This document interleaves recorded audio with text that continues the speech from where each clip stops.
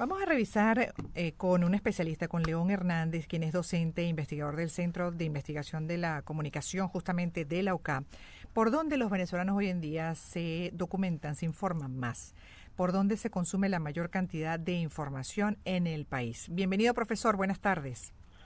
Muchísimas gracias. ¿Cómo están? Bien, bien, gracias. De hecho, tengo un artículo acá interesante de elucavista.com justamente donde destacan lo que fue ha sido un trabajo de investigación y dice que el comunicólogo y activista, habla además de Carlos Correa, quien es una referencia, director de Espacio Público, y Marcelino Bisbal, otra referencia, director de la editorial Ucavista, fueron compiladores de una serie de reflexiones surgidas a partir de un sondeo realizado por 7 investigadores de las ciencias sociales y bueno, concluyen que básicamente en el caso del país la población se informa o se sigue informando por la radio, también por la televisión, esto sorprende, y otro recurso que se usa mucho es el WhatsApp. Sí, correcto. Mm, La verdad es que en cuanto a la ruta predilecta de los encuestados, en ese estudio en el que también tuve el honor de acompañar a los que mencionas, es ujú. que en efecto el 77.5% prefiere la ruta de los programas de televisión. No obstante, hay mucha gente que se está instruyendo, se está informando por textos cortos, Twitter, mejor Ujú. dicho, X ahora, WhatsApp e Instagram, más o menos un 74.3%. Por radio sí, todavía sigue siendo la radio importante, digamos que un 51.8%, un poco más de la mitad se sigue informando por radio. Pero Ujú. vemos que en efecto, a pesar de que la mayoría preferiría la televisión, también el porcentaje en cuanto a la confianza en la televisión baja. Hay realmente ese 77.5%, no todos confían en la televisión. Digamos que un 50% confían en la televisión, algunos confían más en algunos medios de Internet, pero digamos que el panorama de Internet es un poco más difuso porque es atomizada Claro. y la gente ve 1% de una página, otro 1% de otra página informativa. Es muy dispersa la fuente informativa de la gente que consume más información por Internet. Bueno, pero donde además también circula desinformación, ¿no?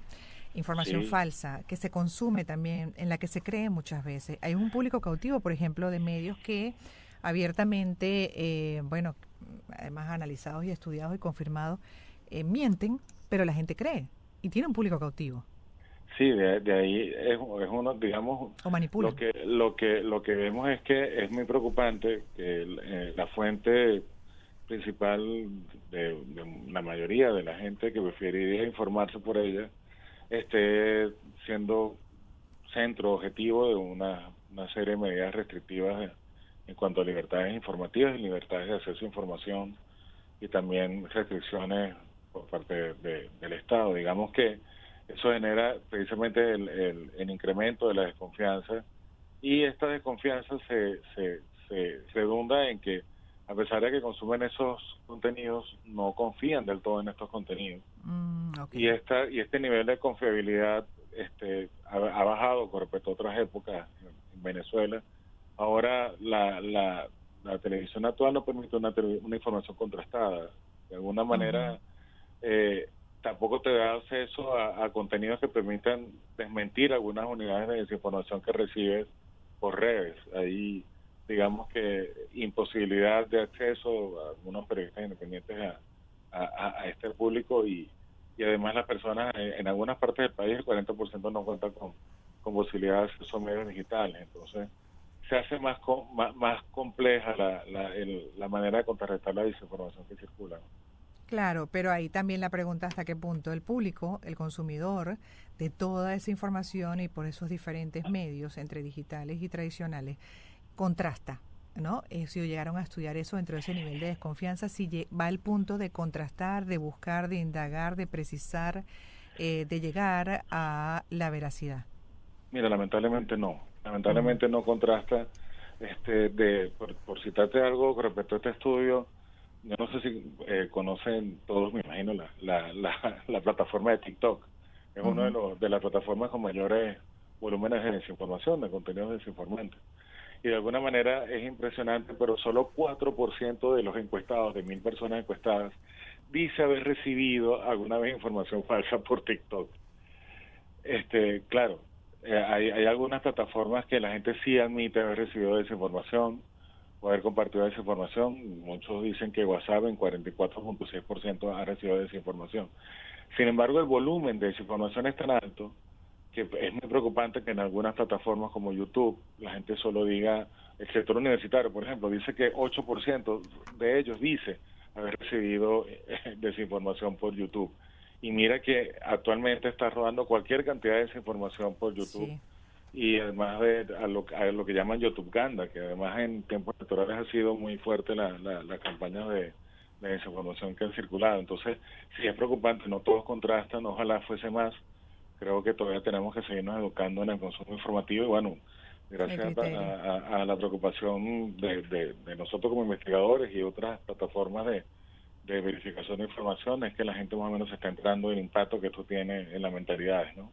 Claro, por eso le pregunto y estamos desarrollando este tema. A mí me preocupa y me ocupa, ¿no? También, bueno, como comunicadora consciente de lo que puede ser el efecto de la desinformación, ¿no? Hasta bueno, en la estabilidad de un país. Y ahí también la pregunta con relación a la posición de quienes no contrastan, porque muchas veces no se contrasta, se asume como cierto porque también responde a los intereses de ese particular, es decir, a lo que quiere escuchar, más allá de que sea o Sí. no cierto, dentro de incluso una postura radical o extremista, es lo que quiere escuchar.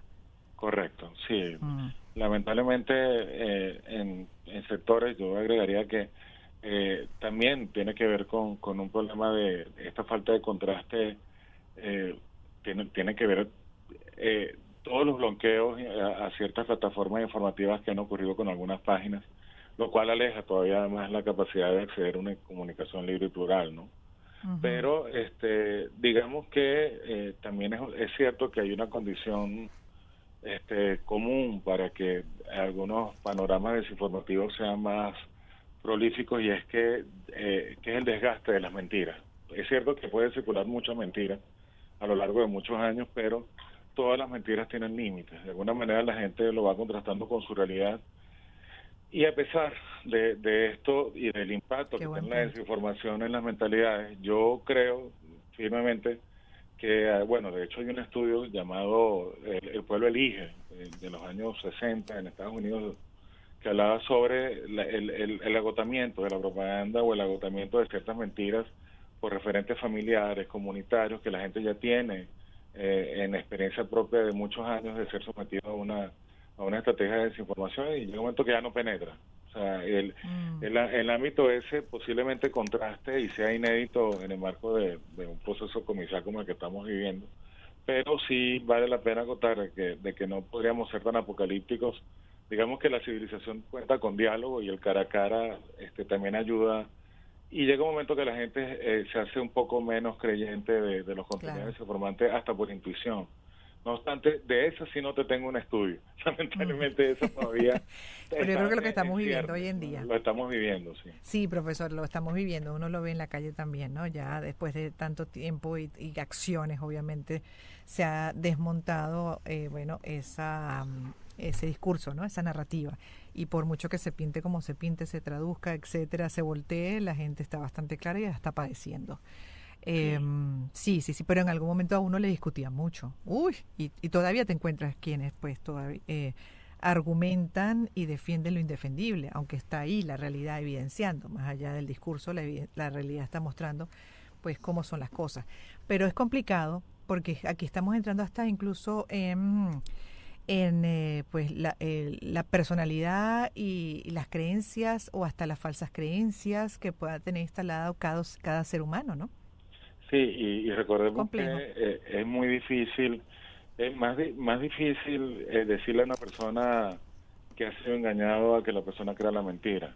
Ah, sí. Sobre todo cuando está impulsada por el deseo y el repudio a lo que quiero repudiar, y el odio a lo que quiero odiar. Digamos Ujú. que siempre hay un porcentaje de personas que son de alguna manera proclives a ver más bien reforzadas sus creencias en esas narrativas, y de alguna Sí. manera es posible que a pesar de cualquier cantidad de desmentidos sí haya un impacto todavía de refuerzo en aquellos que quieran creer en ciertas tendencias un poco polarizadas de la población.